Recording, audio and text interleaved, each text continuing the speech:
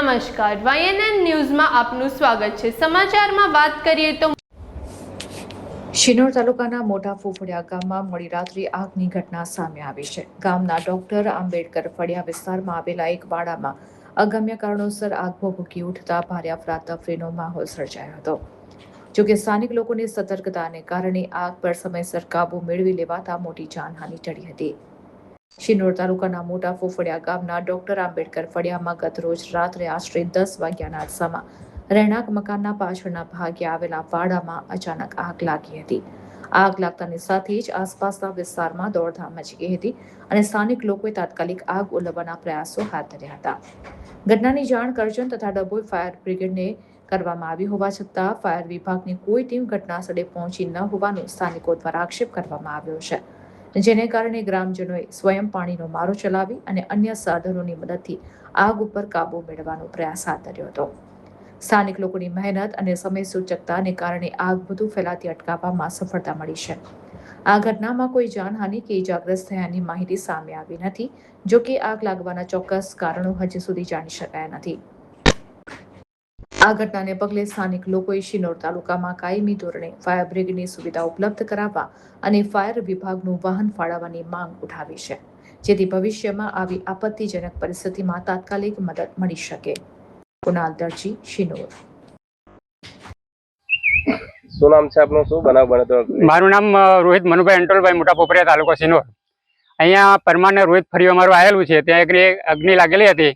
વારંવાર રજૂઆત ફાયર બ્રિગેડને કરવા છતાં 2 કલાક સુધી વાટ જોવા છતાં આવેલ નથી, જેથી શિનોર તાલુકામાં હું એક ફાયર બ્રિગેડની ગાડી આપવા વિનંતી, જેથી અગાઉ આવું કોઈક નુકસાન ભારે થાય ના, એના માટે અમે જાણ કરીએ છીએ। અને અમારું અહીં બધું બળી ગયેલું છે, ઘરે પણ બરેલું છે, આજુબાજુ તમે જોઈ શકો તે બરેલું। પછી બાજુમાં 3 વખત અગ્નિ લાગેલો છે, એ 3 જગ્યાએ વારાફરતી 2-4 દિવસે અગ્નિ લાગેલ છે। ફાયર બ્રિગેડને જાણ કરતા એમને શું જવાબ? ફાયર બ્રિગેડને જાણ કરતા એ લોકેશન માંગતા, મેં લોકેશન વારંવાર મેં આપેલો છે એ લોકોને કે મોટા પોપરિયા ગામ દૂધ ડેરીની પાસે પરમાર રોહિત ફળિયું છે, ત્યાં એગ્રી છે। તો પછી એ લોકો કે આવીએ અમે કહું તમે આવો, પણ એ લોકો આવ્યા જ નથી। પછી એ લોકેશનનું બહાનું કરે પછી એમ કે કોઈ કે અમને ના પાડી છે કે ભાઈ ઓલવાઈ ગયું। સાહેબ ઓલવાઈ નતું ગયું, સખત 2 કલાક ગામ લોકો પટેલોએ તથા ફળિયાના પરમાર રોહિત લોકોએ મહેનત કરી અને અગ્નિને શાંત કરી છે, પાણી મારો ચલાવ્યું। પટેલોએ બહુ સહકાર આપેલો છે, એમને આખું ગામ લોકો તૂટી પડ્યા હતા। આ બાબતે ગામના સરપંચનો કોઈ? આ ગામના સરપંચ તો પહેલા આવીને એમને પણ બહુ મહેનત કરી છે ગામના સરપંચે। પોલીસ પણ આવેલી હતી, પોલીસને પણ અમે જાણ કરી હતી, પોલીસ પણ આવેલી હતી, બરાબર છે। ફાયર બ્રિગેડ નથી? ના, ફાયર બ્રિગેડ આવી 2 કલાક સુધી વાટ જોડે તોય નથી આવી ફાયર બ્રિગેડ।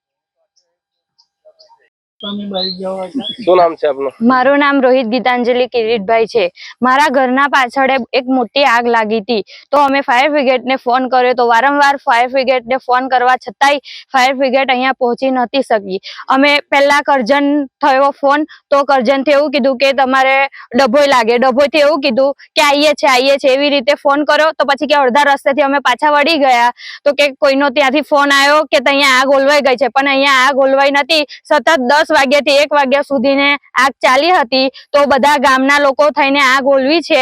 અને અમારા અહીંયા થાંભલાની બી સુવિધા નથી, એટલું અંધારું હોય છે, તો કઈ રીતે અમે જોઈ શકીએ કોણ આવું કરે છે। અને આટલી બધી આગ લાગવા છતાંય ફાયર બ્રિગેડ અહીંયા પહોંચી નહીં શકી, તો અમારા ઘર તો નજીક જ છે, તો અમારા ઘર આજુબાજુ બધું સળગી ગયું હોત, તો અમે તો મજૂરી કરીને અહીંયા બધું વહાયેલું હોય તો સળગી જાય તો કોને જવાબદારી લેવાની?